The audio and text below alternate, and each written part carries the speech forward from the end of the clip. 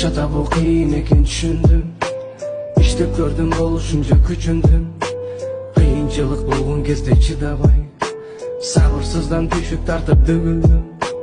Байкуш атам бизди кантип бакты экен, канчалаган сыноолордон ачты экен. Кыйналганын апа кеме билгизбей, канча сөздөр кылып катты экен.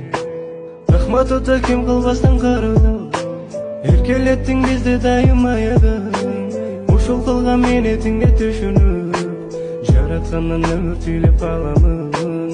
Рахмат ата ким кылбастан карадың, эркелеттиң дайым бизди аядың.